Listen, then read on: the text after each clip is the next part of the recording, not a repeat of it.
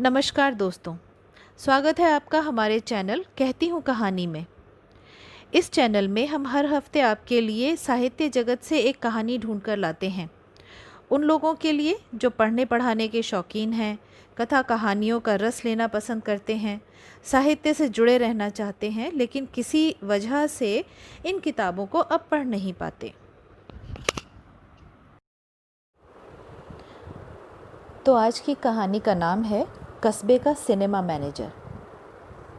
इसके लेखक हैं शरद जोशी।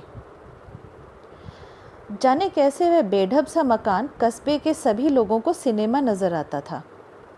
कोई वजह नहीं है कि वह सिनेमा सा लगे, सब उसे सिनेमा कहते हैं और वास्तव में वह सिनेमा है भी।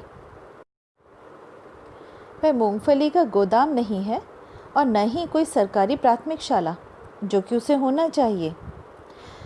सिनेमा के बाहर किसी फिल्म का बोर्ड नहीं रखा रहता, क्योंकि हर सुबह सिनेमा के मालिक बड़े भैया उसे उठवाकर कस्बे के प्रमुख चौराहे पर रखवा देते हैं, जहां शाम के 5 बजे तक लोग देख सकते हैं। वे खुद भी उस पर नज़र रख सकते हैं, क्योंकि सामने ही उनके भाई की आढ़त की दुकान है, जहां वे दिन भर बैठते हैं। जब बोर्ड उठाने के लिए कोई आदमी नहीं मिलता तो बड़े भैया खुद ही बोर्ड उठाकर ले जाते और चौराहे पर रख देते। शाम को वही बोर्ड सिनेमा के बाहर रख दिया जाता। दिन भर वहाँ कोई बोर्ड नहीं रहता, क्योंकि आवारा लड़कों का ठिकाना नहीं वे कब उस पर चिपका पोस्टर निकाल कर ले जाएं। निगरानी नहीं रखी जा सकती ना। सुबह सिनेमा के मालिक और मैनेजर छोटे भैया टाकीज़ पर आते और सफाई वगैरह करवाते। फिर वे शाम तक इधर नहीं आते। ऑपरेटर के कमरे की झाड़ू शाम को लगती, क्योंकि ऑपरेटर मोहन दादा का हुक्म था कि उनकी अनुपस्थिति में कोई मशीन रूम में नहीं घुसेगा। सारा कस्बा सिनेमा मालिक को बड़े भैया के नाम से जानता है और इज्जत करता है। पक्का सिनेमा घर बनवाकर उन्होंने कस्बे की शान बढ़ाई है। पड़ोस के कस्बे निसातपुर में जो टाकीज बना है उसकी छत नहीं है और बरसात में लोगों को छाता खोलकर सिनेमा देखना पड़ता है। उसकी तुलना में उनके कस्बे का सिनेमा 12 है, जिस पर टीन की छत लगी है और ईश्वर ने चाहा तो एक दिन कवेलू भी लग जाएंगे। इस जोरदार काम के लिए कस्बे के लोग बड़े भैया को मान देते हैं। आढ़त की दुकान के सामने से निकलने वाला कोई व्यक्ति बड़े भैया को नमस्कार या राम राम किए बगैर नहीं आगे बढ़ता। कस्बे के प्रतिष्ठित व्यक्ति सपरिवार सिनेमा जाने से पूर्व दोपहर को आकर बड़े भैया से व्यक्तिगत रूप से सलाह मशवरा करते हैं। तुम्हारी भौजी कह रही थी ये वाला खेल देखने को, बच्चे भी पीछे पड़ रहे हैं। आ जाओ, खेल बुरा तो नहीं, सपरिवार देखने लायक है। बड़े भैया कुछ विचार कर जवाब देते। यही सोच रहे हैंगे फर्स्ट ही देख लें, फिर सेकंड में तो देर हो जाएगी। हाँ, फर्स्ट ही देख लो, बच्चों का मामला ठहरा, सो जाते हैंगे। उस दिन देखा नहीं, गिरधारी बाबू और उनके घर से आई थी सेकंड शो में। छूटने तक तीनों बच्चे सो गए, जगाओ तो जागे नहीं। तीनों बच्चों को उठाने की समस्या, वे 2 जने बड़े परेशान। फिर हमने मोहन दादा से कहा कि तुम टाकीज बंद कराओ और चाबी पास रखो। उनके बड़े बेटे ललित को हमने उठाया कंधे पर, मझले शोरी को गिरधर बाबू ने उठाया और गुड़िया को भौजी ने लिया। तब घर पहुँचे। सो हमारी मानो तो फर्स्ट ही देख लो, फिर तुम्हारी मर्जी, हमें तो दोनों शो चलाने हैंगे।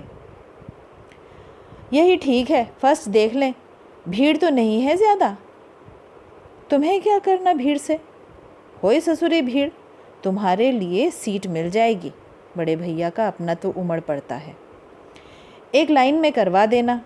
करवा देंगे पर ज़रा जल्दी आ जाना। आ जाएंगे और वे इत्मीनान से आगे बढ़ जाते। पिक्चर ख़राब हो, हालांकि ऐसा कम ही होता है, तो बड़े भैया को बातें सुनने को मिलती हैं। प्लाट में कोई रहस्य की बात हो तो बड़े भैया से आकर समझ लेते। बड़े भैया सबको प्रेम से समझाते। अपनी बहू और बेटी के साथ मंदिर से लौटती कोई प्रौढ़ा स्त्री बड़े भैया को देखकर रुक जाती। काहे बड़े भैया, चोरों का खेल लगाया है इस बेर? हम तो नहीं देखें। ज्वेल थीफ हाँ, चोरों का तो है बुआ, शरीफों का खेल अगली बार लगाएंगे, फिर आना देखने सबके साथ। बहू 4 कदम आगे घूंघट डाले खड़ी रहती और बेटी वहीं मुंह खोले उनकी बातें सुनती। अगली बार भक्त प्रहलाद लगाएंगे बुआ, सच्ची तुम्हारी सौ, बड़े भैया कहते। वे लोग प्रसन्न बातें करती आगे बढ़ जाती। इधर बड़े भैया के मित्र विशेषर आंखें मसलते दुकान के पटिए पर आकर बैठ जाते। बड़े भैया कल ज्वेल थीफ देखने के बाद रात भर नींद नहीं आई। क्यों? मन में अनेक विचार उठते रहे। देखो कैसा ज़माना आ गया है, किसे अच्छा कहें किसे बुरा समझ नहीं आता। क्या दुनिया हो गई है, विशेषर गंभीरता से कहते।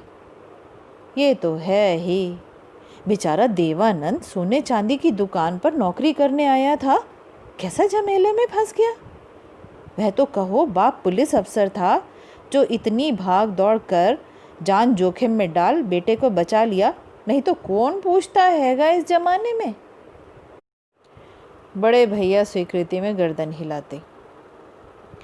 कल रात हम बड़ी देर तक यही विचार करते रहे कि देखो ईश्वर जो करता है ठीक करता है, जो सत ईमान पर रहेगा उसकी विजय अवश्य होगी अंत में। यो सब किस्मत का फेर है, ना देवानंद को छोकरी मिलती, ना वह फंसता और ना पापी का भंडा फूटता। शुरू में तो कसम से कहें बड़े भैया, हम यही समझे थे कि देवानंद ही डबल रोल कर रहा हैगा, और तो और यही जेल थीफ है। मगर जब असल बात पता लगी तो हमने सिर ठोक लिया। ओ तेरी जय तेरी, अशोक कुमार निकला। कैसा जमाना आ गया है, नेकी बद लगती है, बद नेकी लगती है। तुम क्या, हम खुद यही समझे थे। सिनेमा चलाते बरसों हो गए, मगर शुरू दिन हम भी यही समझे रहे कि देवानंद ही ज्वेल थीफ है, बड़े भैया बोले। आप तो शुरू में ही देखकर मुद्दे की बात समझ लेते हैंगे। नहीं देखेंगे क्या? कैसी फिल्म है, पब्लिक को पसंद आएगी नहीं आएगी, सब देखना पड़ता है। ज्वेल थीफ तो हर इंसान को देखनी चाहिए, जो नहीं देखे उस जैसा बेवकूफ़ इस दुनिया में नहीं हैगा, मैं तो यही मानता हूँ, बशेषर जोर देकर कहता है। तभी शहर से आने वाली 12:30 की मोटर सामने सड़क से गुजरती और कंडक्टर चिल्लाकर कहता, बड़े भैया पेटी आ गई। पेटी आ गई? बड़े भैया खुशी से उछलकर चप्पल ढूंढने लगते। नई पेटी आ गई? बशेषर पूछते। आ गई प्यारे, आ गई। काहे की है? राम शाम की आई होगी, चलो देखते हैं। वे दुकान से कूदकर मोटर के पीछे भागते हैं और विशेषर उनके पीछे पीछे। सामने सत्यनारायण पान वाला चिल्लाकर पूछता है, पेटी आ गई क्या? आ गई, राम श्याम, विशेषर बड़े भैया की ओर से जवाब देते।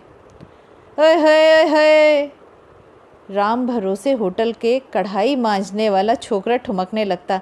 नई पेटी आ गई, नई पेटी आ गई। आगे आगे बड़े भैया, पीछे पीछे विशेषर। बस स्टैंड पर मोटर रुकती है, पेटी हिफाजत से उतारनी होगी। थोड़ी देर में सारे कस्बे में बात फैल जाती है, पेटी आ गई, राम और शाम लगेगा। मगर अफवाहों का विश्वास कौन करे, चलकर खुद बड़े भैया से न पूछ लें। लोग जब चौराहे पर पान खाने आते, आढ़त की दुकान पर रुककर बड़े भैया से पूछ लेते, क्यों बड़े भैया, सुना है राम और शाम लगा रहे हैं कल से। पेटी आ गई? आ गई। कहाँ है? अंदर रखवा दी ठंडक में। मजाक तो नहीं कर रहे? तुम्हारी सौ। उन्हें इत्मीनान हो जाता। तभी दूसरे आ जाते, काई भैया, राम और शाम की पेटी आ गई। पीले और गेरू रंग में पुता हुआ कस्बे का सिनेमा घर, जिसकी पिछली दीवार पर लड़कों ने सभी प्रसिद्ध अभिनेता और अभिनेत्रियों के मध्य अश्लील संबंधों की स्थापना कर रखी है, कस्बे की जान है। शाम को 5 बजे चौराहे के नल से पानी लाकर सिनेमा के सामने छिड़काव हो जाता। टिकट घर वाले मेहता बाबू समय पर आकर बैठ जाते। आप सुबह के वक्त प्राइवेट छात्रों के लिए इंटर मैट्रिक की कोचिंग क्लासेस चलाते हैं। गेटकीपर के सम्माननीय पद पर बड़ी बड़ी जुल्फ़ों वाले कस्बे के हीरो हैं जो बम्बई न जा सके, अन्यथा वाकई में किसी कव्वाली वाली फिल्म के हीरो होते। हाल के 3 गेट हैं जो पिक्चर चलाने पर इसलिए खुले रखे जाते हैं कि पब्लिक को हवा मिलती रहे। हाल में पंखे नहीं है ना। जैसे तैसे अंदर घुस मुफ्त में देखने वाले लौंडों का दल सिनेमा के आसपास मंडराया करता, जिन्हें गेट कीपर गालियाँ देकर भगाते रहते या कई बार बड़े भैया खुद भी छड़ी लेकर दौड़ाते। 8 बजे जब अंधेरा हो जाता फिल्म चालू कर दी जाती। प्रोजेक्टर एक ही होने के कारण इंटरवल 4 करने पड़ते हैं। मोहन बाबू गुनी आदमी हैं, मशीन का काम इत्मीनान से करते हैं। 11, साढ़े 11 या कई बार 12 तक भी फर्स्ट शो चलता रहता है। फिर सेकंड शो शुरू होता है जो कि रात के 2:30-3 बजे तक खिंचता है। पुरानी कटी पिटी फिल्में जो सब जगह चल चुकने के बाद कस्बे में आती, बार बार चलने में टूटती। इससे इंटरवलों की संख्या और बढ़ जाती।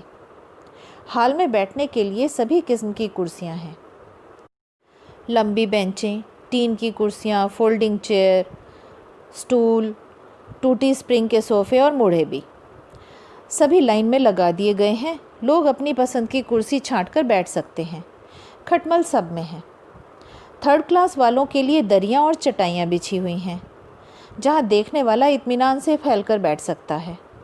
औरतों के बैठने का इंतज़ाम अलग है, जिसकी व्यवस्था तुलसी बाई के हाथ में है। वह खुर्राट औरत लड़ने झगड़ने वालियों का झोंटा पकड़कर बाहर कर देती है और लेडीज़ क्लास में शांति रखती है। अक्सर ही आसपास के गांव के लोग बैलगाड़ियों में बैठकर सिनेमा देखने आ जाते। सिनेमा के बाहर खुदे मैदान में बैलगाड़ियां खोल दी जाती। दोनों शो तबीयत से देखने के बाद वे लोग खुले में ही सो जाते। कस्बे के हाट के दिन ऐसी भीड़ अक्सर बढ़ जाती। सिनेमा के बाहर रोज़ शाम ऐसा वातावरण बन जाता जैसे बड़े भैया की लड़की का ब्याह हो। लोग आते, टिकट खरीदते, मगर बड़े भैया से मिले बगैर सिनेमा में नहीं जाते। एक्साइज के अफसर, बिजली घर के बाबू, पुलिस वाले, जिला केंद्र के दौरे पर आए अधिकारी आदि सभी को बड़े भैया चाय पान के साथ खातिर करते और सिनेमा में मुफ्त में सीट देते। उस रोज़ एक्साइज वाले सिंह साहब एक जागीरदार साहब के साथ आए जो उनके मेहमान थे। पहले बड़े भैया के पास खबर आ गई थी कि 2 सीटें खाली रखना और इंटरवल में शरबत वगैरह का इंतज़ाम कर देना। जागीरदार साहब अपने लड़के के लिए सिंह साहब की लड़की देखने आए थे और मेहमान थे। खातिर में कोई कमी नहीं होनी चाहिए थी। बड़े भैया मौके की नज़ाकत को समझ गए। उन्होंने हाल में जागीरदार और सिंह साहब के बैठने के लिए सोफ़ा खाली रखवाया और इंटरवलों में शरबत और पान भिजवाए। फिल्म में जागीरदार साहब को डांस पसंद आ गया। यार ये रंडी खूब नाची, इसका सीन फिर से दिखवाओ, जागीरदार साहब ने कहा। सिंह साहब ने बड़े भैया को बुलाकर कहा, डांस का सीन फिर से दिखवाओ। मशीन रोकी गई। मोहन दादा ने फिल्म को उल्टी लपेट डांस का सीन फिर से दिखाया। जागीरदार साहब की तबीयत नहीं मानी, और दिखवाओ। मशीन फिर रोकी गई, फिर वही सीन दोहराया गया। जागीरदार साहब ने तीसरी बार फिर मांग की। इस बार बड़े भैया हाथ जोड़कर जागीरदार साहब के सामने झुक गए। महाराज, आप कला के सच्चे पारखी ठहरे, आपका मन नहीं मानेगा, मगर हुजूर 12 बज गए हैं और मुझे अभी सेकंड शो भी करना है। जागीरदार साहब ने प्रार्थना सुनी और आगे की फिल्म देखने लगे। सौभाग्य से आगे कोई डांस नहीं था। फिल्म की सफलता के मूल में है बड़े भैया का नम्र और कोमल मिलनसार व्यक्तित्व। अन्यथा कस्बे के लोग ऐसे टिर्री मिजाज हैं कि पुजारी से नाराज़ हो जाएं तो उसके मंदिर में भगवान के दर्शन करने भी ना जाएं। वे कस्बे की जनता को बरसों से फिल्म दिखा रहे हैं। एक मिशन है, वे निष्ठा से अपने काम में लगे हुए हैं।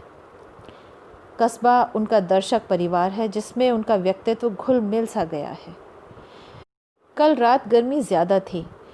राज कपूर बैजंती माला की जोड़ी वाली किसी फिल्म को समाप्त कर टाकीज़ की लाइटें बुझा, ताले डाल, कैश, नकदी और चाबी का गुच्छा जेब में डालकर घर जाने से पहले बड़े भैया ने सिनेमा की ओर देखा। वे अपने सिनेमा घर को ऐसे देखते हैं जैसे शाहजहां अपने ताजमहल की ओर देखता था। बोले, विशेषर भाई, एक बार कहीं से रुपया उधार करूं और हाल में पंखे लगवा दूं, बड़ा दिल करता हैगा। विशेषर बाबू सिनेमा देखने के बाद सदैव के अनुसार गंभीर विचारों में डूबे हुए थे। बोले, होगा बड़े भैया, एक दिन ये भी होगा। ईश्वर पर भरोसा रखो, वह सब देखता हैगा।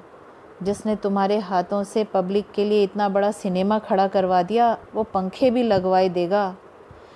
मालिक बड़ा मददगार हैगा, वह सब का मददगार हैगा। ये तो है ही। घर की ओर धीरे धीरे चलते बड़े भैया ने कहा, आदमी पुण्य कर ले और तबीयत का नेक हो तो ईश्वर उसकी मंशा ज़रूर पूरी करता हैगा। राज कपूर बेचारे पर क्या क्या तकलीफ़ नहीं आई, कैसी कैसी विपदा नहीं झेली बेचारे ने, मगर दिल का ईमानदार और धुन का पक्का था, सो बैजंती माला को हासिल करके रहा। ऐसा ही है भैया, विश्वास करो, ऊपर वाले पर भरोसा रखो, पंखे भी लग जाएंगे। सो तो है ही। चौराहे पर दोनों के रास्ते अलग अलग होते हैं। वहीं एक क्षण ठिठक कर विशेषर ने पूछा, बड़े भैया एक बात बताओ। क्या? शादी के बाद वैजंती माला के बाप की प्रॉपर्टी तो राज कपूर को ही मिलेगी, क्योंकि लड़की का कोई भाई तो है नहीं। और नहीं तो क्या। वाह रे ईश्वर तेरी माया। विशेषर ने लंबी सांस ली।